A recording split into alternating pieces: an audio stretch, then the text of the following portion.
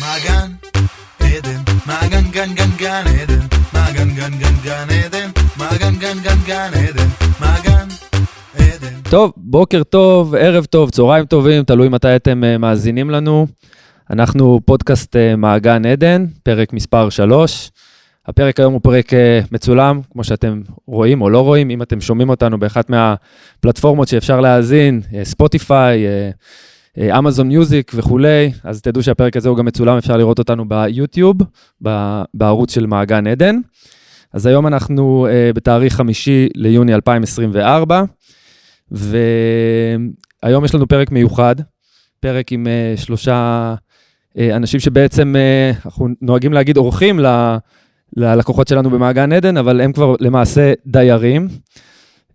אז דרור, הדס ונורית, שלום, מה שלומכם? הכל טוב. שלום, שלומנו בדרך כלל בסדר. בסדר עד כמה שאפשר. כמה שאפשר. אני אשמח אם תוכלו ככה להגיד כמה מילים על עצמכם. נתחיל ladies first, נורית, ספרי לי מאיפה את אוקיי, אני מקיבוץ סאסא, חברת קיבוץ סאסא. אני מורה בבית הספר היסודי, ונמצאת פה במעגן כבר 8 חודשים. אוקיי, מצב משפחתי, נשואה, ילדים? אני נשואה, בלי ילדים קטנים כאן. אני נמצאת כאן רק עם בעלי. וזהו, דווקא מאלה שפחות או יותר פחות סובלים מצפיפות בדירה, אבל יש בעיות אחרות. אוקיי. הדס, את גרה בקיבוץ ברם. בעצם אני רק אעשה ככה, לפני שאת קצת מספרת על עצמך, אני אעשה קצת סדר. אצלנו במעגן עדן בעצם כל הכפר נופש ב100% תפוסה של מפונים מהגליל העליון, כאשר קיבוץ סאסא למעשה עבר, כמעט כל הקיבוץ ממש עבר פה למעגן עדן, הכפר נופש הפך להיות סוג של קיבוץ סאסא, ומלבד סאסא יש גם קצת חבר'ה מקריית שמונה, ועוד משהו כמו 20 חבר'ה מקיבוץ ברם. לצערי, החבר'ה מקריית שמונה לא הצלחתי לגייס פה לפאנל הזה, אבל יש לנו נציגות מברם, אז הדס, אני אשמח שתספרי קצת על עצמך. אוקיי, אז אני מקיבוץ ברם, נשואה. יש לי ילד אחד שגר איתי יום-יום. יש לי עוד חיילת, וחייל שהשתחרר עכשיו, ממש לא מזמן, ששכרנו להם דירה בבית זרע. יש לי חייל בודד שאני מאמצת, ששכרתי לו במסעדה, ויש לי ילד שאני מאמצת, סוג של מארחת, ילד פנימייה, שמגיע אלינו בסופי שבוע ובחופשים. אז הוא ישן אצלנו, החייל שאני מאמצת בדרך כלל ישן לילה אחד בשבת, אז אצלנו טיפה יותר עמוס מנורית. אוקיי. ואחרון חביב דרור, שגילוי נאות, אני מכיר את דרור עוד מתקופת הצבא, הסדיר, היינו גם יחד באותו גדוד במילואים. דרור, להבדיל מכן, היה פה איזושהי תקופה, גם היה כיתת כוננות בעצם בסאסא, ולפני בערך שבועיים בחר עם משפחתו לעזוב למושב אחר באזור. דרור, קח את זה מכאן. אז אנחנו, כמו כולם, התפנינו לכאן.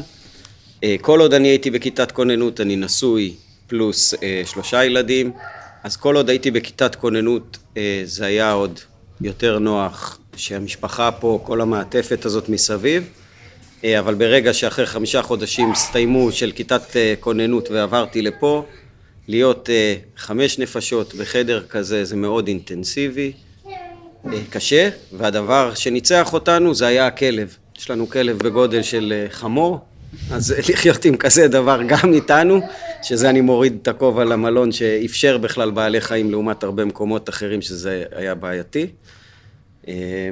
אז בסוף בחרנו לצאת ואנחנו מזכירים כרגע דירה בחוץ, אבל עדיין נשארים פה במערכות, נשארים עם הכל. לי חשוב להגיד, הילדים מחוברים כבר למקום, זה כאילו כמו הקיבוץ השני שלנו, הילדים מגיעים לפה, החל מהמצילים עד לגננים, לעובדי החזקה, הם מכירים את השמות של כולם, אז זה כמו סוג של נחמה, זה בית שני כזה, שמגיעים לפה עם הילדים. כן, אני חושב, ככה נראה לי לפחות, שעם כמה שזה קשה באמת להיות מחוץ לבית, עצם זה שאתם הגעתם כקיבוצניקים למקום עם שטחים פתוחים, ודשא זה באופן יחסי, זה הרע במיעוטו, נקרא לזה ככה, אני צודק? לגמרי. אני יכולה לספר ש4 חודשים הייתי במלון בקיסר בטבריה. מלון שבאמת אין לי תלונות לאיך שהם התייחסו אלינו, וככה פינקו, אבל עדיין היינו סגורים במלון, בלי טיפת דשא, בלי מקום קצת לקבל ויטמין D מהשמש. היה מאוד קשה להתנהל בתוך רק מלון, מבנה, היינו יושבים ליד המעליות, כי חיפשנו מקום קצת יותר שקט ולא בלובי עם כולם. אותנו זה שבר, ואז הגענו לפה והרגשנו שהגענו לקיבוץ, להרגשה של קיבוץ כזאת. מה, אני רק מילה לגבי החום, התחלנו את יוני, אתם רגילים להר, לא פשוט, אתם לא רגילים לדבר כזה. הדס מסתכלת עליי, ואני חושבת שהרבה אנשים, נגיד אם היו יושבים פה עכשיו הרבה אנשים מססה, אני ממש הסמן הימני בעניין, אני ממש סובלת מחום, גם בססה חם לי, אני בן אדם שכל הזמן חם לו, ואנקדוטות מכאן, כאילו בחורף, בבוקר היינו קמים והיה קצת מעונן, הייתי באה לכאן לבית הספר, כי רואה את החבר'ה ממעגן, עם מעילים, צעיפים, אני עם שרוול קצר, במקרה הטוב עם עוד איזה ליונית קטנה, והייתי אומרת להם, אבל למה אתם לובשים מינימום? מה זאת אומרת? זה חורף. בקיצור, כיף לך. אני סובלת. עכשיו אני במצב של סבל אמיתי. אמיתי, הגוף שלי לא יודע להתמודד עם זה, נכון. נורית, יש פה בריכה, יש כנרת. מסכימה איתך, אבל אני לא יכולה להיות בשמש בזמן שהבריכה עובדת. זאת אומרת, אם הייתה שחייה לילית, הייתי משתמשת בבריכה. אני לא מסוגלת, זה ממש מרגיש כמו הגיהנום. אני מצטערת, כאילו, זה הבית שלכם. לא, אני מבין, אבל אני כאחד שגר במעגן, אני יכול להבין, וחכי לאוגוסט, מה שנקרא. לא, אני לא אהיה פה, אני ממש הולכת מפה. אוקיי. אני מורה, יש לי חופשת קיץ, ואני מתכוונת ללכת מפה. לגיטימי. אני אחזור אבל. אז אני אספר תיכנסו לאופטימיות יתר. אני ההפך מנורית, לי מאוד קשה בהר, נורית יודעת שהיא, גם אני מורה דרך אגב, שהיא הייתה נכנסת לכיתה שלי בססה, היא הייתה מאווררת אותה, כי אצלי תמיד החימומים עובדים, חלונות סגורים. כן, אני אוהבת שחמים ונעים. אז טוב לך עכשיו? אז אני לא אגיד לך, לא פשוט לי בימים החמים ביותר, אז אני נחה קצת במזגן, אבל אני אוהבת כל יום, אנחנו כמה בנות בדרך כלל מברעם, קובעות לקפה קר בחוף, יוצאות, טובלות רגליים, יש כאלה שנכנסות, אני עכשיו אחרי ניתוח, אז אני לא יכולה, שותות, יושבות מול המים, ילדים משחקים, ואותי זה מרגיע, ולי זה המקום, זאת הפינה השקטה, והחום לא שובר אותי, כמו את נורית. אוקיי, אני רוצה לקחת אתכם קצת אחורה, בעצם לשביעי באוקטובר. באיזה שלב הבנתם שהחיים שלכם הולכים להשתנות, דרור? מתי נפל האסימון? נפל לי האסימון, אני הייתי בשביעי באוקטובר, אני לפני המלחמה ניהלתי בית מלון בשדה נחמיה, אני הייתי שם בשבת הזאת כשזה קרה על הבוקר. אני מהר מאוד הבנתי, כשאורחים שלי מדרום ומרכז התחילו להגיד את הדברים האלה, הבנתי שהחיים שלנו השתנו לגמרי.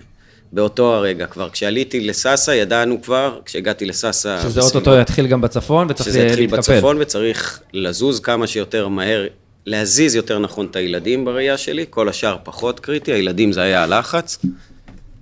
היה חשש אמיתי שהולך להיות איזה חיקוי מצד צפון של לצורך העניין כוח רדואן, כי זה הרי... כן. היה, בתור אחד שהוא בכתת כוננות, גם ידענו שיש איום כזה.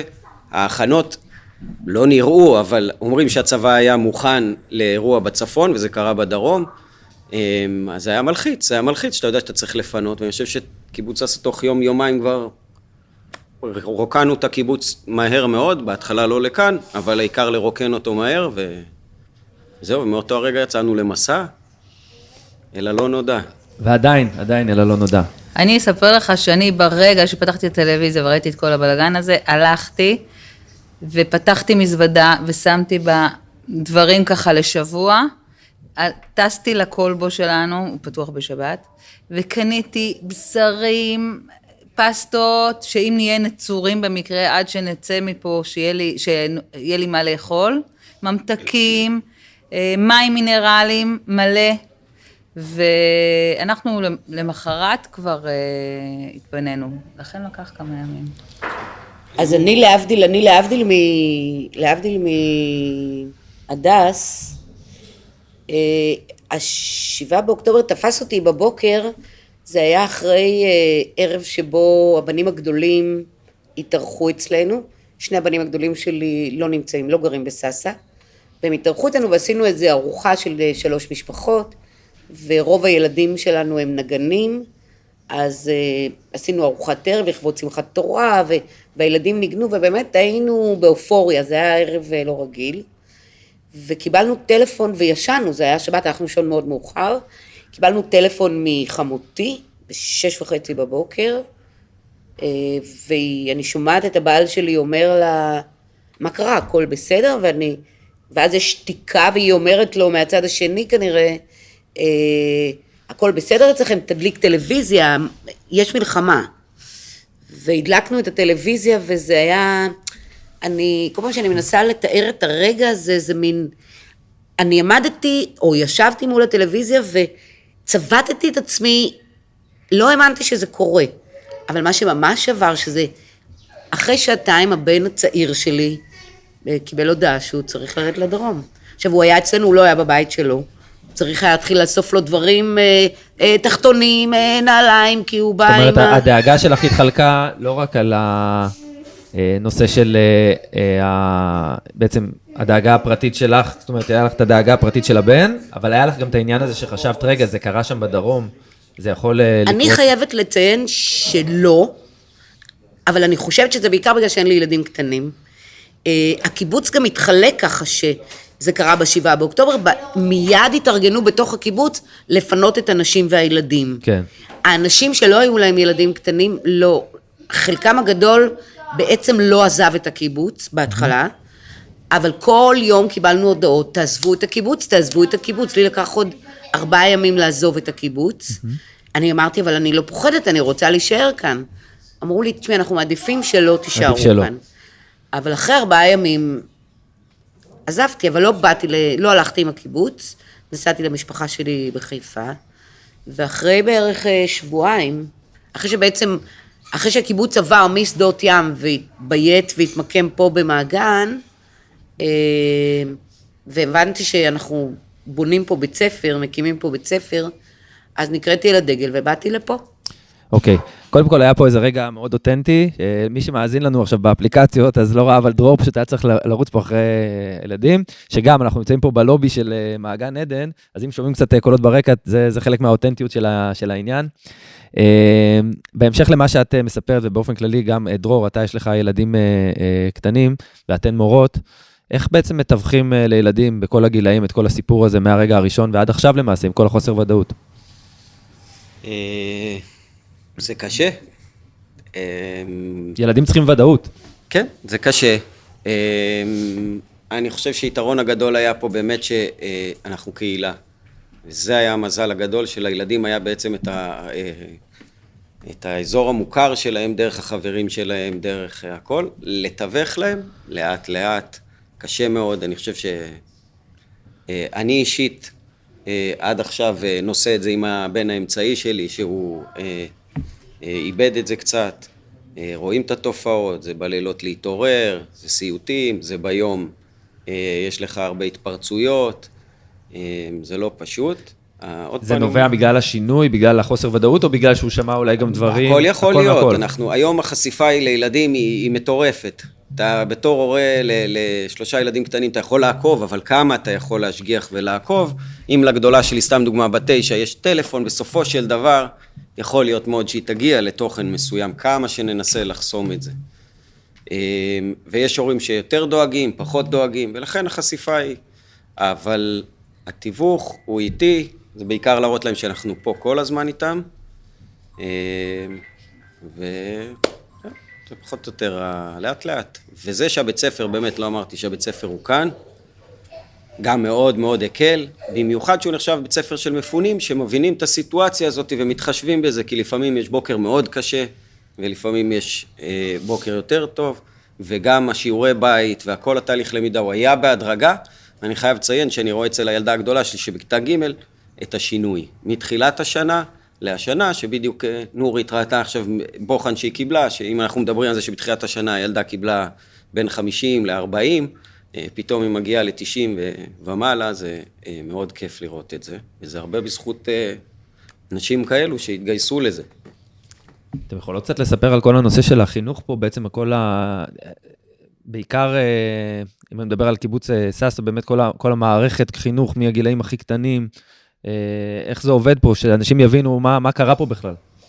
תראו, אני חושבת זה היה מדורג. בהתחלה כשבאנו לפה, בהתחלה היינו בשדות ים, נשים וילדים צעירים, או אפילו הנערים היו שם. בחלל משותף לחלוטין. בחלל, בדורמיטורי כזה, כולם ישנו ביחד עם כולם, גברים עם נשים וילדים. זה בימים הראשונים, ברגע הראשון? בשבועיים הראשונים. ומאוד נהנו אגב, כי לילדים זה היה איזה סוג של, בהתחלה זה היה קצת סוג של קרנבל, כי סטטיק פתאום מגיע, ועוד כל מיני זמרים, כל הפינוי הרי תפס, היה באז גדול סביב המפונים, היה טוב אבל התחיל להיות קצת צפוף, ואז מינו בקיבוץ שלנו פרויקטור, את מיכאל, ואמרו לו, לך תחפש לנו מקום, אנחנו צריכים לעבור, די, אנחנו לא יכולים להישאר במתכונת הזו. אני רוצה רגע לעצור פה ולהגיד משהו שזה דבר אחד הקיבוץ שהתפנה עם הנשים והילדים, וזה דבר שונה, אנחנו המורות, או הדס כן התפנתה, אבל הדס ואני, ב8 באוקטובר, אנחנו היינו מורות לכל דבר ועניין, היינו צריכות לפתוח זום בבוקר, ולבדוק מה עם יתר הילדים. הבית ספר שלנו הוא בית ספר אזורי, אז נמצאים בו סאסא וברם, וגם יש לנו ילדים ממושבים בסביבה. ופתאום אני מצאתי את עצמי כמעט חצי פסיכולוגית יותר של האימהות של הילדים, מאשר של הילדים. הילדים לא שידרו הרבה פחד, כי תכלס לא היה בצפון איזה, אבל האימהות היו מאוד מאוד לחוצות, ובעצם אנחנו נקראנו לדגל, אנחנו 8 באוקטובר, לנו לא הייתה חופשה, לא היה לנו זמן התארגנות, אז בהתחלה זה רק היה הרבה שיחות טלפון עם הילדים, זום אחד ביום, ולאט לאט נכנסנו לשגרת לימודים מרחוק, עד שהגענו לכאן, וכאן בעצם בית ספר זה, הדס הייתה כאן עוד לפניי, הם הקימו את הבית ספר מא' עד ג', ואני הצטרפתי כשכבר פתחנו ד' עד ו', זאת אומרת שכבר הפך להיות בית ספר מא' עד ו', ממש מאפס ומכלום ומכל חלל, יש פה בכל חלל, וזה המון תודה לדורון ובכלל למעגן עדן ולקיבוץ מעגן. אפילו בבית כנסת יש כיתה. מכל דבר עשינו, הפכנו את זה לכיתה. אפילו כשעוד היה אפשר מבחינת מזג האוויר, היה פה 2 כיתות בחוץ של... נכון, באיזשהו שלב... יש את עמותת אופנים שמביאה פה גם אוטובוס, זאת אומרת, איכשהו מהכל מייצרים איזושהי שגרה של... מכל דבר מייצרים, בסוף ילדים, זה לא כל כך משנה אם זה חדר בבית כנסת, או חדר בחדר אוכל, או... ברגע שנוצרת שגרה, לילדים זה מקנה המון ביטחון, זה לא כל כך מעניין אותם, אם זה... בבית כנסת, זאת הכיתה שלנו. כן. ואני חייבת להגיד קודם כל המון תודה לאחים לנשק שמאוד מאוד עזרו פה. הם עזרו בלהקים פה את הגיל הרך. נכון. את מהבית תינוקות ועד הגן הם הקימו. תוך כמה שעות. תוך יום. תוך אחר הצהריים. נכון. פתאום היה פה, כל המערכת הגיל הרך עבדה פה, הכל מאובזר מאלף ועד תף. גם לנו לבית ספר, הם באמת תרמו לנו המון דברים שעזרו לנו. אני חייבת להגיד שהלמידה פה היא אחרת, היא באמת מקנה איזה הזדמנויות אחרות לקשר בין מורה ותלמיד, וגם זה שאנחנו כאן קרוב למים, אז יש לנו הרבה טיולים לכנרת, אנחנו בחורף הלכנו לראות אותה כשהיא זעפה. יכולים לנסוע על אופניים שאין לכם את זה יכולים לנסוע על אופניים. עכשיו תראו, באים לכאן לבית הספר, לא רק סאסא וברם, נכון. באים אלינו גם אביבים ודובב, הם באים ממלון לאונרדו בטבריה, ויש פה קסם פה בבית ספר הזה, ובאמת אתה רואה פה ילדים שמחים. אז אני חושבת שזה היתרון בילדים, שהתמימות, שאולי נשארה אותה תמימות, והיא לא נפגעה כמונו המבוגרים, שאיבדנו את הביטחון, ואיבדנו את האמונה, אבל מה שברור זה שמה שמירי רגב אמרה, שאנחנו... אתם צריכים כל בוקר להגיד לכם תודה. אנחנו צריכים להגיד תודה, לא, אני חושבת שצריך להגיד לנו תודה, כן. ממש, להגיד לנו תודה. אז, אבל הילדים זה, לי, מבחינתי, הילדים זה איש השפיות. דרור, רצית להגיד משהו? אתם יודעים מה? בואו, אני אקח אתכם לזה. אנחנו דיברנו קצת עליכם ברמה ההסתגלותית. אני רוצה קצת לדבר מבחינת קהילה. אתם, כולכם בעצם מגיעים משני קיבוצים שיתופיים. קצת אולי בכמה מילים למי שמאזין לנו ולא כל כך יודע מה ההבדל בין קיבוץ שיתופי לקיבוץ רגיל. מישהו מכם רוצה להסביר בכמה מילים מה ההבדל ומה זה אומר בחיי היום-יום לפני שהגעתם לפה ואיך זה השתנה או בא לידי ביטוי, בטח ובטח לברעם, שזה משמעותית השתנה, כי בעצם אתם מפוזרים ב8-10 מלונות, או אירוחים, בתים, תכף ניגע בזה, אבל אם תוכלו קצת להסביר מה זה בעצם אומר קיבוץ שיתופי מבחינתכם? קיבוץ שיתופי זה הרבה דברים, אבל העיקר המשמעותי הוא שאנחנו מתפרנסים, אבל את המשכורת ואת השכר אנחנו לא מקבלים אלינו. הקיבוץ מקבל, והקיבוץ מאפשר לנו את כל הצרכים, אם זה מזון, אוכל, אם זה כביסה, יש לנו מכבסה בקיבוץ, אם זה חברת הילדים, שאחרי שהם הולכים לבית הספר יש להם מועדוני ילדים לגיל שלהם, עד אחר הצהריים, אם זה חוגים לילדים, אם איזה עזרה רגשית לנו או לילדים, כל הצרכים שלנו, הקיבוץ מזמן לנו. והשכר, המשכורת זה קבוע בין כולם עדיין, או שזה... כן, יש מפתחות של תקציב אישי, אבל אתה יכול, אבל מנכ"ל המפעל בקיבוץ של סתם לצורך העניין, שהוא חבר קיבוץ, מקבל את אותו תקציב כמו מי שמוכרת בקולבו. סתם לצורך העניין. כן. אין... שזה גם בססה וגם בברם עדיין במצב הזה? כן. היא יכולה לקבל יותר ממנו, כי יש לה יותר ילדים. אוקיי. אבל לא בגיל העבודה שלה, לא בגלל התפקיד, לא. אוקיי, זה ממש מדהים. אני גם מגיע מקיבוץ מזרע, קיבוץ שכבר 25 שנה נמצא בהפרטה, ומבחינתי זה איזשהו עולם קדום, הדבר הזה של קיבוץ שיתופי. אתם גם בין הקיבוצים האחרונים שעברתם ללינה משפחתית בעצם. הם אחרונים. ברם. אנחנו היינו אחד לפני האחרונים והם אחרונים. 96, 7, משהו כזה שם, סוף שנות ה-90, נכון? אני הגעתי לקיבוץ אחרי שהילדים הגיעו הביתה, והיה ממש בלבול. הורים הביאו את הילדים חולים, ואמרו לי לקחת אותם למרפאה או משהו כזה. בלי שאני אדע מה עבר עליהם בלילה, היה בלבול, מי צריך לקלח את הילדים? הם היו צריכים להסביר להם, כן, אתם תמצאו לכם את הזמן אחרי צהריים, לקלח את הילדים, אין לנו זמן לזה. אז אני באתי בתקופת הבלבול הזו, שעד ש... את נולדת? את באיזה... אני מיסוד המעלה. מיסוד המעלה. במושבה. אז... אבל מאוד אהבתי קיבוצים, ועבדתי בקיבוצים, והיה לי ברור שאני אבחר לגור בקיבוץ. האמת שגם אני קליטה בססה, אני לא בת קיבוץ, דרור הוא הבן קיבוץ היחיד מבינינו. הבן שלי, אתה גם אפילו זכית גם אני אגב. מה, בלינה משותפת? הבן הבכור שלי הוא הילד השני שנולד ללינה המשפחתית. אז אני בעצם לא חוויתי עם הילדים שלי לינה משותפת. זה נראה לי הכי טבעי שבעולם הזאת. אני לא חושבת שמישהו היום בססה, אפילו מאותם ילדים שחוו את אפילו מסוגל לדמיין שהילדים שלו יהיו בלינה משותפת. לא, נראה לי. יש רגעים ביום שאולי הוא היה מדמיין את זה. שאתה מייחל לעצמך. בערב, בשעות הערב. 7 בערב. 7 בערב מתאים שתהיה לינה. 7 בערב כל ההורים באים שמחים ללינה. לגמרי. לא בא לי לקלח אותו היום, אני לוקח אותו לבית ילדים, שהם יקלחו. אין לי זמן. וניפגש מחר ב4.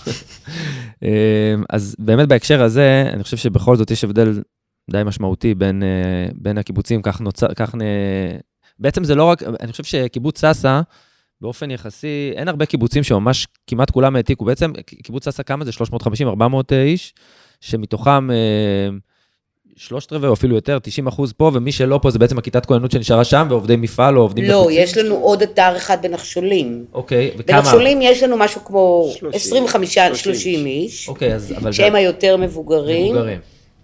אבל בססה לא נשארה רק כיתת כוננות, בססה נשארו גם בערך איזה 50-60 איש שסירבו להתפנות. שסירבו. שלא מוכנים, הם לא מפחדים, והם חושבים שחשוב להישאר, ולא להשאיר. והם מבקרים פה בתדירות כזו או אחרת, או שגם לא? אני לא יכולה להגיד את זה, זה לא...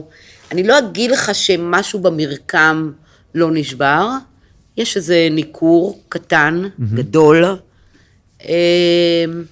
לא פשוט לנו כקהילה, דרך אגב, והפיזור הזה... אני אומר, קהילה על אחת כמה וכמה שזה קיבוץ שיתופי, אז אפילו הקהילתיות היא עוד יותר גדולה מאפילו מקיבוצים רגילים. נכון, והביקורת היא יותר גדולה. לעתים אלה שנשארו בססה, הם חושבים שהם מצילים את העולם, ולמה אתם שם בכלל? למה אתם לא חוזרים? תבואו הביתה, כאילו מה, אתם נופשים, הם חושבים שאנחנו נופשים, אתם על שפת הכנרת, תבואו לפה. עכשיו, רוב האנשים כאן שלנו, אנשי ססה, הם לא רובם, אבל חלק גדול מניע את האוטו בבוקר, ונוסע לעבוד בססה.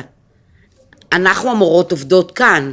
בעצם אנחנו מקיימים כאן סוג של קהילה, שאנחנו הקמנו פה חדר אוכל, הקמנו פה בית ספר, כל מערכת החינוך עובדת פה. אבל משהו בקטע הזה, משהו כן נשבר, אני לא יכולה להגיד... יש מחשבות על מה יקרה ביום שאחרי? זאת אומרת, האם משהו כבר לא יחזור להיות מה שהיה? הוא לא יחזור. הוא לא יחזור להיות, זאת אומרת, יש כאלה שאומרים שזה לא יחזור להיות אותו דבר. אני אומרת שימים יגידו, כי נורא, זה, ברור שמשהו קרה.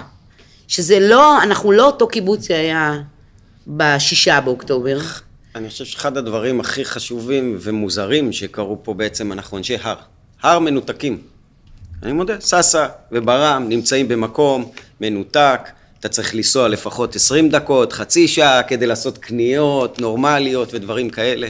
הרבה אנשים גילו פה את הקרבה, את הפשטות, את וואי, יש לי חוג פה, יש לי פה, את הזמינות של הדברים. נכון.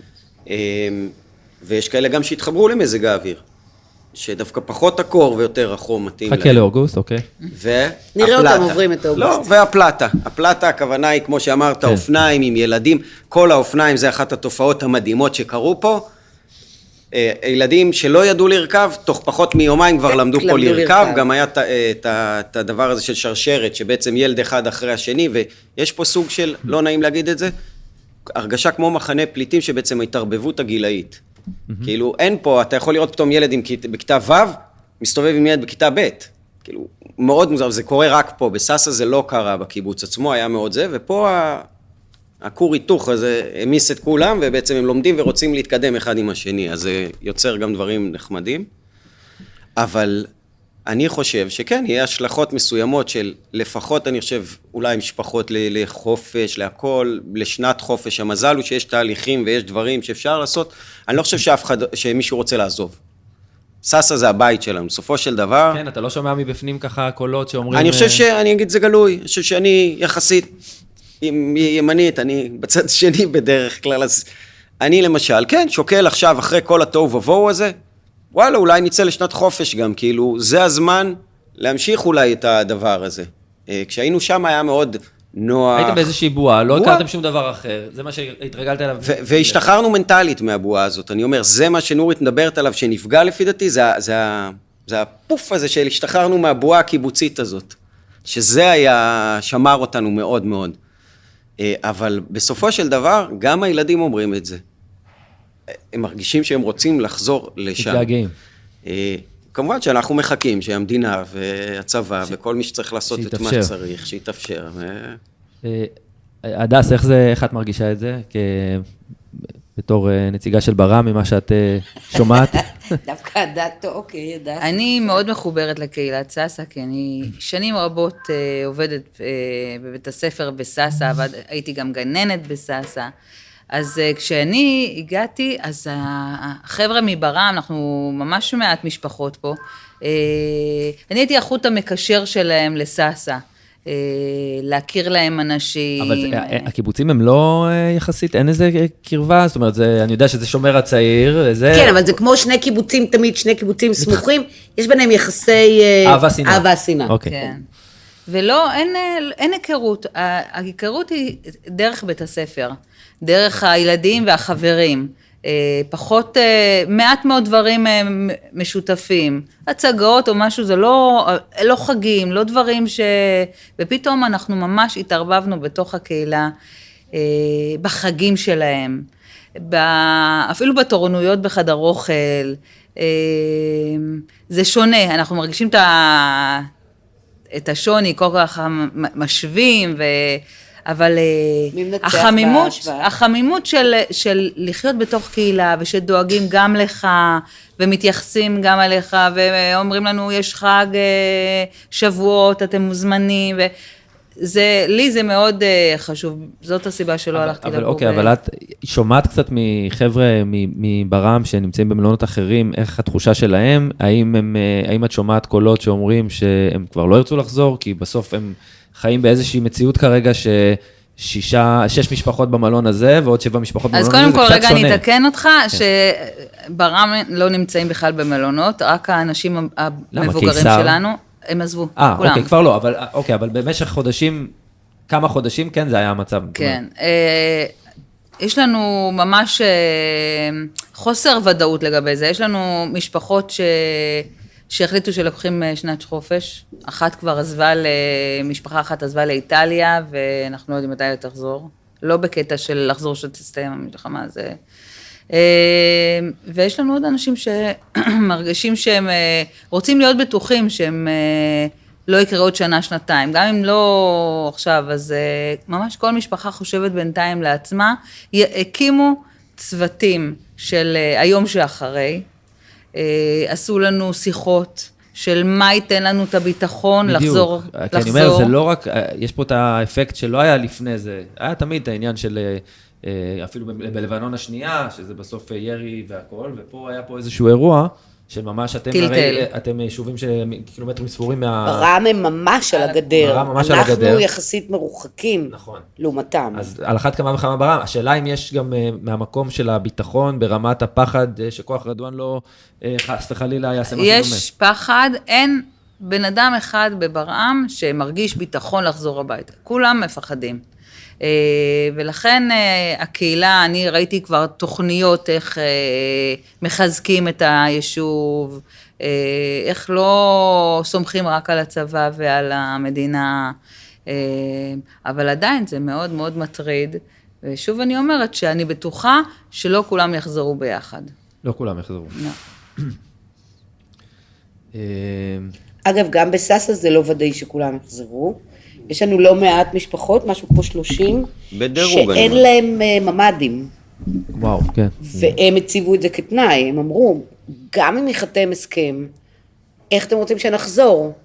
מה נגיד לילדים שלנו? הוצאנו אתכם מססה כי לא היה בטוח, ואנחנו חוזרים לאותו מצב, אז בססה מנסים עכשיו, יש איזו תוכנית שמקדמים בניית ממדים, אבל יש משפחות שאומרות, אנחנו לא נחזור, אם לא יבנו לנו ממדים, לא נחזור לחיות שוב במציאות של... לי זה נראה היום נורא מוזר, שבעיקר נגיד אחרי לבנון השנייה, שזה לא משהו שהיה ברור לכולם במיקום שאתם נמצאים, שלא יהיו ממדים. רק מראה לך מה המדינה שלנו. שאננות. תראה, היה שקט. שקט תעשייתי במשך 17 שנה. כן. טוב, אנחנו ככה לקראת סיום. יש לכם איזשהו, במקרה, במידה, ויראה אותנו מישהו, והפודקאסט הזה, או הווידאו הזה יגיע למישהו, יש לכם איזשהו מסר להגיד למקבלי החלטות, משהו שאתם הייתם שמחים שיעבור אליהם, מהבחינה הזאת שאתם כחברי קיבוץ שרוצים בסוף לחזור לבית שלכם, יש איזה משהו שככה תרצו להגיד? אני אגיד את מה שממש אני אומרת לעצמי כל יום. כל עוד הייתי כאן וחשבתי שיש סיכוי שהחטופים יחזרו שזה המחיר שאני צריכה לשלם, אני מוכנה. אז בבקשה תחזירו אותם כדי שגם אנחנו נוכל לחזור הביתה. לא נראה לי שיש כרגע משהו שאני רוצה לבקש מהמדינה חוץ מאשר שיחזירו את החטופים. את מי שבחיים וגם את הגופות, גם להם מגיע לחזור הביתה. אם יש מישהו ששומע אותי, זה הדבר היחיד שאני מבקשת. אז בנוסף לבקשה הזאת שאין לה שנייה, אנחנו כל הזמן אומרים שלא יחזור 7 לאוקטובר, וזה מה שאני מבקשת, שהמדינה תלמד מהטעויות שלה. אז אני לא מבקש, אני אומר שזה החובה שלנו, מבחינתי לא לחזור הביתה עד שהם לא חוזרים, אני חושב שזה קודם כל, אנחנו חייבים את זה לאנשים האלה, בדיוק היו כמונו, זה היה יכול לקרות אצלנו אותו דבר, אז אני חושב שקודם כל החובה שלנו היא לעשות את זה, להחזיר את החטופים שלנו, ואחרי זה כמה שזה לא נעים, אני אומר כן, צריך לטפל בצפון ולא לפחד, ולהקריב את מה שצריך להקריב, כולנו יודעים את זה. גם אם זה אומר לא לחזור, גם עוד חצי שנה, אפילו... אני חושב שההקרבה היא לא זה שאני לא בבית, אנחנו יודעים מה יהיה שם אחרת, בסדר? אנחנו רואים כמה הרוגים יש במלחמות, וזה לא פשוט, בתור מילואימניק גם, ובתור אחד שמאמין שהגיוס הזה גם יגרום לו לחזור לצבא. אנחנו כולנו מחכים שיקבלו את ההחלטה הנכונה, וצריך לעשות מה שצריך.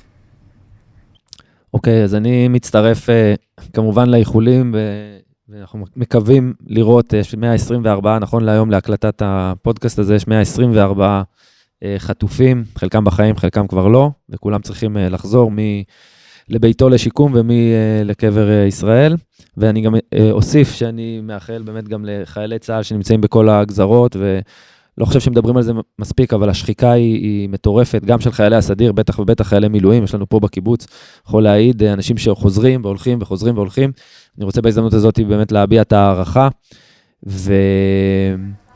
ונראה לי עד כאן להפעם, זה הפודקאסט השלישי. רגע, שנייה, אפשר? בטח. אני באמת רוצה להגיד בהזדמנות זאת תודה גם לססה שמערכים אותנו מאוד יפה בקהילה שלהם, וגם לדורון וכל הצוות שמערכים אותנו במעגן, ופתחו את ליבם, ובאמת זה הפך להיות מכפר נופש לקיבוץ קטן, ויש תלונות ויש דרישות ולא תמיד מרוצים, אבל בסך הכל אני חושבת שהגענו לגן עדן. לגמרי מעגן גן עדן. כן, זה כששואלים אותנו בדרך כלל מה שלומך, אז אתה אומר להם עוד יום בגן עדן. לגמרי. מה שמנחם אותך. אבל זה באמת מדהים, הצוות, באמת, אין מילים. לגמרי, התחלתי עם זה, באמת. ואני גם יחזק ויסיים עוד פעם מאליקו בבריכה, שמכיר את 3 הילדים שלי בשמות פרטיים, ועד באמת למנקות שיודעות כבר מה כל השטיקים שלך, ומה אתה אוהב ומה לא, זה ברמה אישית לגמרי. אליקו שווה פודקאסט בפני עצמו, זה יגיע גם. אני מאוד מאוד מאחל את זה. לגמרי. אז תודה רבה לכם. תודה רבה על המחמאות, ואני מקווה באמת שתחזרו כמה שיותר מהר, ובביטחון לבית האמיתי שלכם. ונוכל לארח אתכם אצלנו. נשמח קצת אוויר קריר. אנחנו כבר מחכים לעשות את המסיבה שבה אנחנו מארחים את הצוות של מעגן עדן אצלנו. והיית מאמין שבאוגוסט אתה יכול להיות בערב עם חולצה ארוכה? זה בסדר. קשה לי להאמין. יש לפעמים אפילו גם כמה בקרים שאתה צריך איזה חולצה ארוכה. פורים מצפים 25, לחתונה באוגוסט. מי ייתן פורים 25 שנחגוג בססה. הילדים ישנו באיזה שינינה משותפת שנארגן שם. מוזמנים אלינו. 100%. תודה רבה לכל מי שגם האזין לנו, או במקרה הזה היום גם צפה בנו, וניפגש בפודקאסט הבא. תודה דרור, תודה הדס, תודה נורית. תודה רבה. מעגן עדן, מעגן גן גן גן עדן, מעגן גן גן גן עדן, מעגן גן גן גן עדן, מעגן עדן, מעגן גן גן גן עדן, מעגן גן גן גן עדן, מעגן גן גן גן עדן.